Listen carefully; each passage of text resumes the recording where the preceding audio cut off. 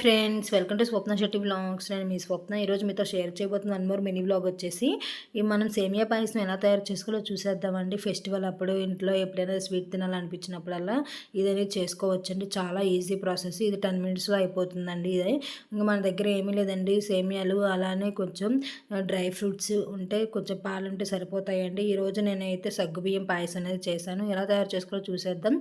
ఒక కప్పు సేమియాలు అలానే డ్రై ఫ్రూట్స్ నేతిలో బాగా వేయించుకొని పక్కన పెట్టుకోవాలి. ఇవి చల్లార్చిన దాకా పక్కన పెట్టుకున్న తర్వాత ఒక పాలు, ఒక హాఫ్ లీటర్ పాలు, అలానే ఒక చిన్న గ్లాస్తో మామూలు వాటర్ అనేది బాగా యాడ్ చేసుకొని బాగా మరిగించుకోవాలండి. ఇలా మరిగించుకున్న తర్వాత ఒక పాలు మరిగిన తర్వాత మన దగ్గర సేమియాలు బాగా వేసుకున్న తర్వాత ఉడికిన తర్వాత ఒక హాఫ్ అన్ అవర్ ముందుగా నానబెట్టుకున్న సగ్గు బియ్యాన్ని కూడా యాడ్ చేసుకోవాలండి. మీ దగ్గర ఉన్న అవైలబుల్ ఉన్న బెల్లం అన్నా లేకపోతే పంచదార ఉన్న యూజ్ చేసే వాళ్ళు అయితే మీకు ఇష్టమైన ఏదైనా పంచదార బెల్లం యూజ్ చేసుకొని కొబ్బరి కూడా బాగా నేతిలో వేయించుకుని వేసుకోవడం చాలా కమ్మగా చాలా మంచి రెసిపీ అని మీరు ట్రై